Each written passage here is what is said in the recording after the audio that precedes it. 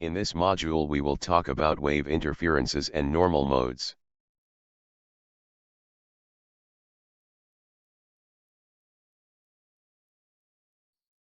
Wave interference is a common experience that we can see every day but usually ignored due to its mundaneness. Here we have two images. The first one shows fishermen casting their poles on a calm lake.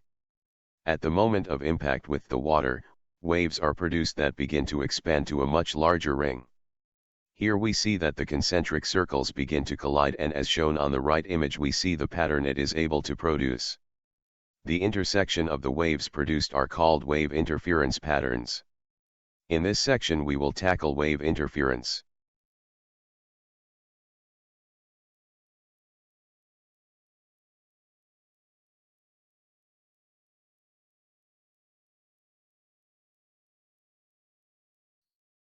Shown in the simulation is the graph of the wave produced by the two faucets.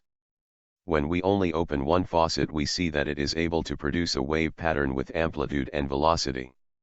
When the second faucet is turned on, the amplitude of the wave has increased or doubled. This shows that when two identical waves move simultaneously, their wave interference becomes constructive. Shown on the other side are the two types of interference. When identical waves having the same amplitude intersect, the sum of their waves increases. On the other hand, when two waves have identical amplitudes but inverted, the sum of their waves would result in a decrease of amplitude.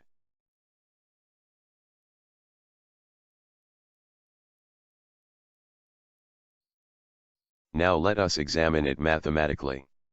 We can simply recall from our previous module on the mathematical expression for the wave that is the function of position and time. Recall that the equation has changed based on the direction it is going. This difference is denoted by the change of sign for the sum of Wt and Kx.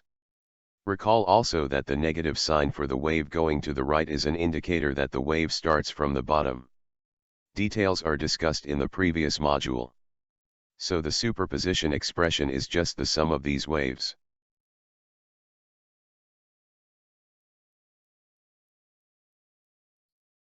Earlier, we talked that when waves interfere their amplitudes either increase or decrease. The increase of amplitude is called the constructive interference and the decrease is the destructive interference. When a person stands in front of the two speakers, he will hear a sound that is louder than the individual speakers.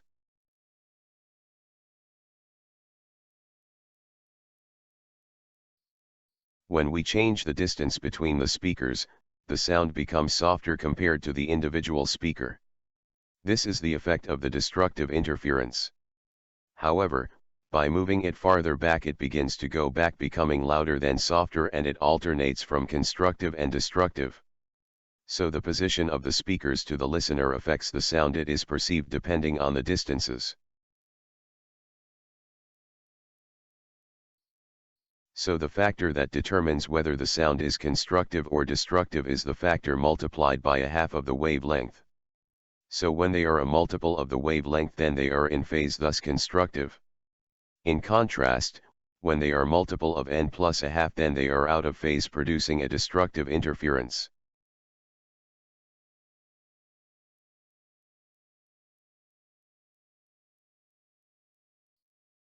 So, here we have the graphical representation of in and out of phase. We see that when it is out of phase there is a distance of separation that is half of the wavelength. We can imagine that the sum would be a flat line.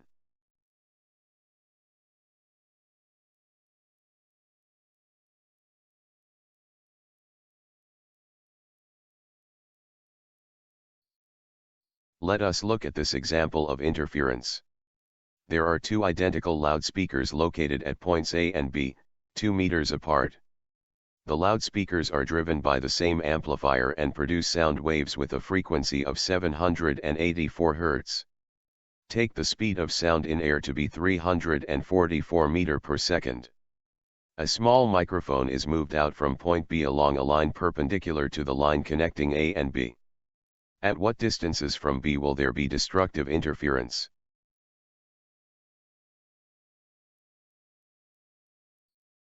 First we redraw the problem and assign the parameters of distances r. Here we see r1 is the unknown x, r2 forms the hypotenuse of a right triangle. The length r2 can be obtained using the Pythagorean expression.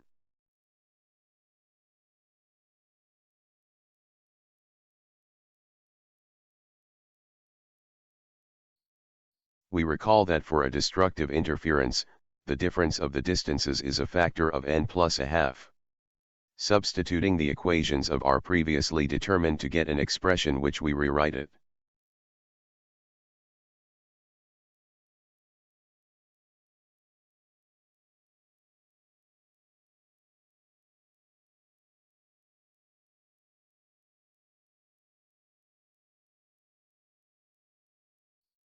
Now we square both sides and obtain an expression for the distance xa or r1.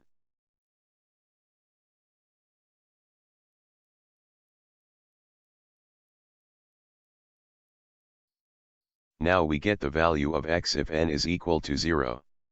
N equal to 0 would give us the least value of the wavelength that is non-zero. We also substitute the expression for the wavelength and rewrite it as the fraction of the wave speed of sound in air and the frequency of the speakers. So, when we substitute this to our general expression, we get that the value of x is about 9 meters for n equal to 0 that produces a destructive interference. You can also get the succeeding destructive interference by substituting values of n equal to 1 and so on.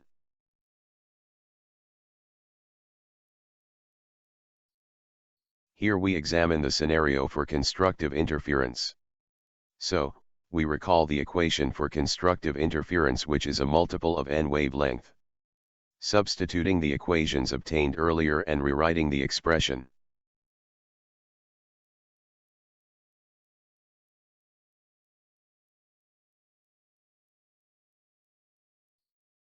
We then square both sides of the expression and substituting the expression of the wavelength, then we get a general expression for x.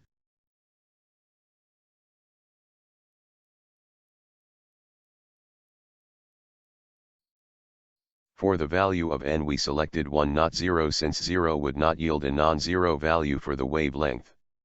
So we get that the value for x or r2 is about .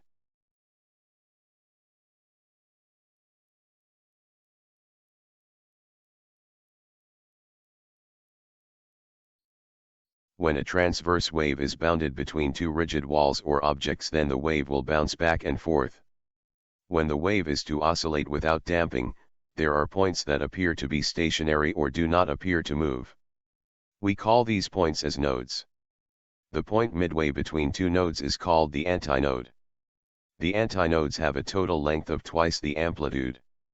The string moves so fast that it appears like two waves moving in the opposite direction.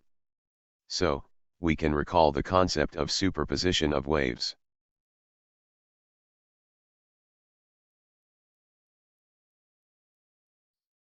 Let us derive the equation for two sine waves colliding. We recall the expression for a wave going to the right and the wave expression for a wave going to the left. We sum these wave functions to get the expression for collision.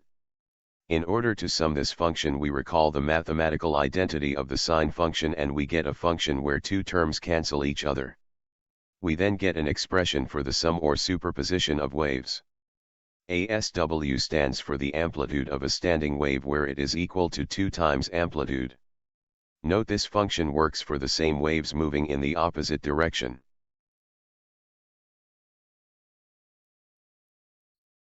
With this superposition function we can find the position of the nodes and antinodes. For the node positions we must find a condition where at a certain position x its y is 0. To obtain this, the term sine kx must be 0. This is true if kx is equal to 0, pi, 2 pi, or multiples of pi.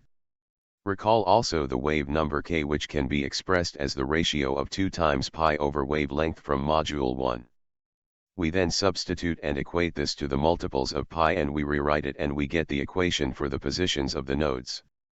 So, the general expression of x is equal to n times lambda over 2, where n is equal to 0, 1, 2, and other integers.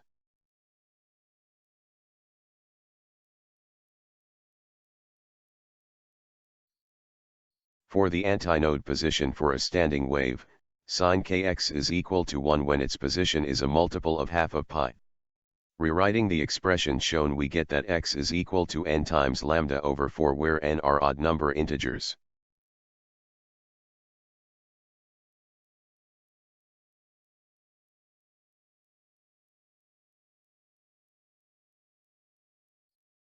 Here we have an example. An incident sinusoidal wave travels along the string in the negative x direction at a 143 meter per second with an amplitude of 0.750 mm and a frequency of a 440 Hz. This wave is reflected from the fixed end at x equal to 0, and the A superposition of the incident traveling wave and the reflected traveling wave forms a standing wave. Letter O. What is the wave equation of the incident sinusoidal wave that travels in the negative x direction? And B. Locate the first 3 points on the string that don't move at all.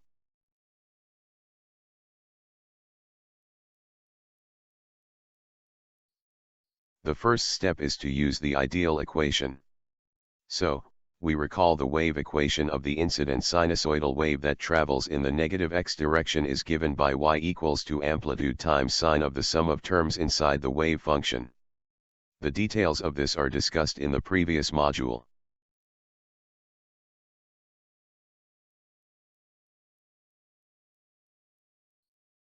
To locate the first 3 points, or n equals to 1, 2, and 3 for the nodes, we recall the expression of x equals to n lambda over 2. So, the first position of the node or at n equals 0 is at x equal to 0. This means that it is at the starting point. For n equals 1, x is positioned at 0.1625 meters. And the third position for n equals to 2, x is equal to 0.325 meters.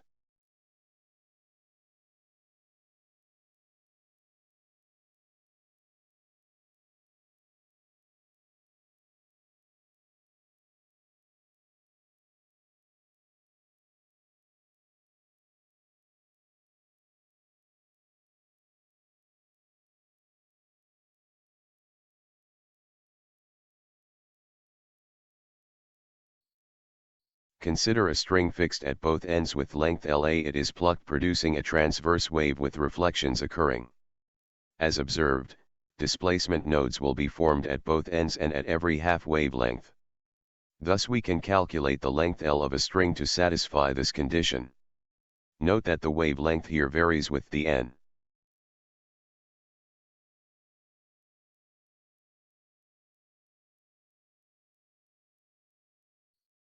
Normal modes of a string as an expression for frequencies. We recall the expression for frequency as a function of speed of the wave in a media over the wavelength of that wave. We note that for a string, the speed is a function of the square root of the force or tension over the linear density. Now for n equals to 1, or also known as the first harmonic of fundamental frequency. So we see that for f1, the length of the string is equal to half of the wavelength.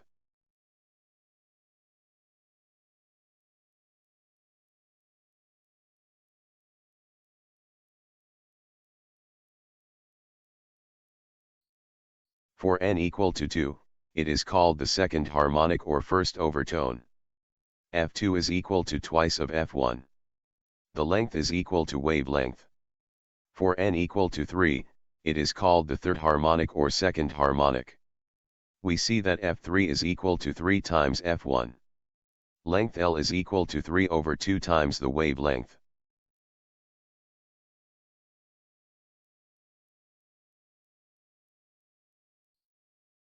We can write the expression for Fn is equal to n times the fundamental frequency, where n is any integer.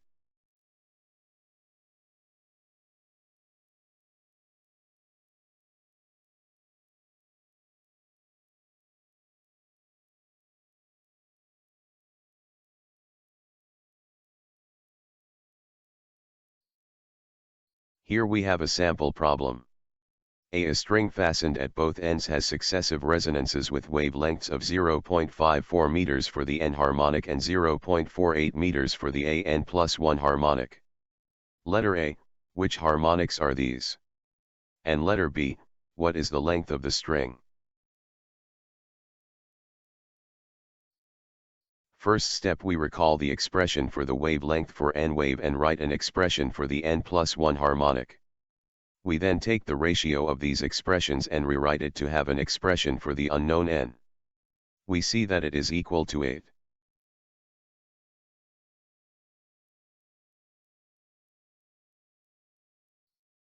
So we have A that for n harmonic is the 8th harmonic or the 7th overtone.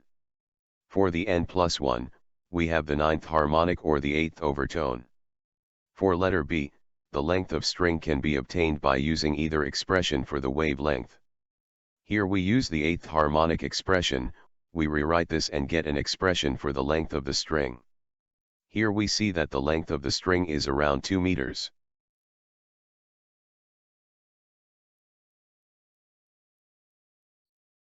Just like the string, normal modes are also present for air-based instruments such as flutes. We recall in the previous module about longitudinal waves where the air particles oscillate, producing areas where they collide and areas where they are reduced. These areas are similar to the string where they are the antinode and nodes as shown in the figure.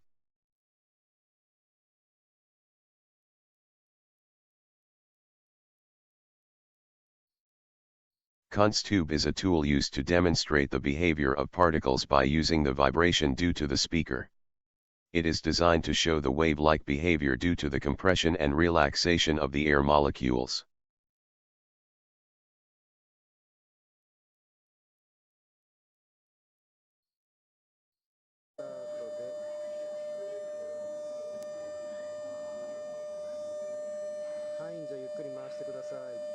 Here we have an improvised Kunta Euro trademark S tube. As shown in the video is a tube, most probably a soft drink container, and it contains some sort of white foams. As the frequency induces vibration in the air, we see that it starts to vibrate. Then we see that the particles begin to rise to a certain height. We see that the behavior of the particles has a pattern and it is spaced.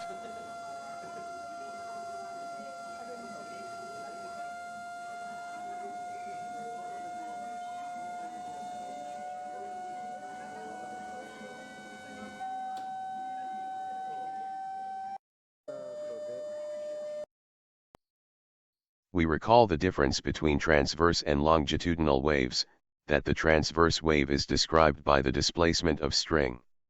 For longitudinal waves, it is described by the displacement of fluid, and for this case is the air molecules. This causes variation in pressure. Here we see the changes in pressure when particles are close or far apart.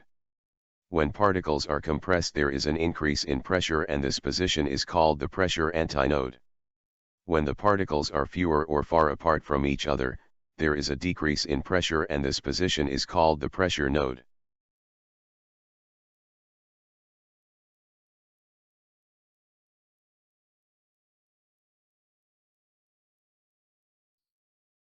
A popular open pipe device is a trumpet.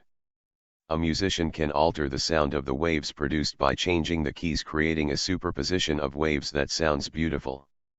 Here we can determine the relationship of the frequency and the length for open pipes. The equation used for the open pipe is shown here, where all harmonics are present. As you can see at the both ends of the open pipe, they are all antinodes.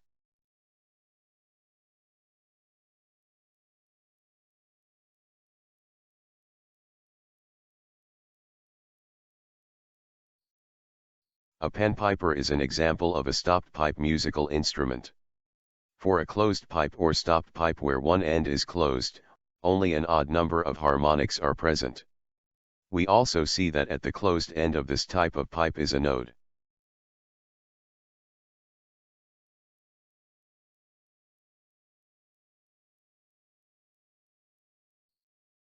Here we have an example. For the following problem, assume that the speed of sound through air is 340 meters per second. Letter A stopped organ pipe has a fundamental frequency of 220 Hz. How long is this pipe? Letter B, the second overtone of the stopped organ pipe has the same wavelength of the third harmonic of an open pipe. How long is the open pipe?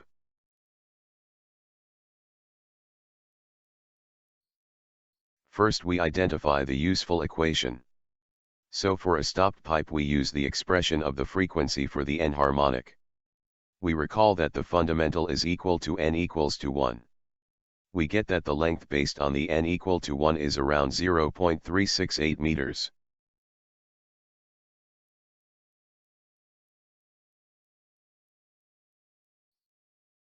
For letter B, we first determine the value of n for the stopped pipe with second overtone or third harmonic. Since the stopped pipe only has odd numbers as n, then the second overtone would be n equal to 5. This is then substituted to the expression for the frequency of the stopped pipe. We get that for f5 it is equal to 1100 Hz. The next step is to determine the third harmonic or second overtone but for an open pipe. We note that for an open pipe it can have any integers and we see that the third harmonic refers to n equals to 3. Now substituting n equals 3 to the expression and equating this to the f5 value obtained earlier.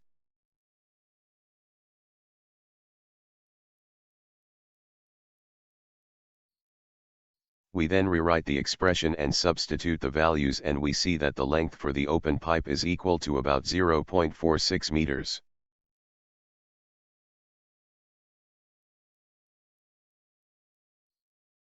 That is it for now and I hope you learned something new today. For questions and comments you may send them to diyslearningstuff@gmail.com. You may review the slide on YouTube at dies@dieslearningstuff. Note, please do not forget to use your school email. Also write your complete name and a class section. Thank you for listening and see you next module.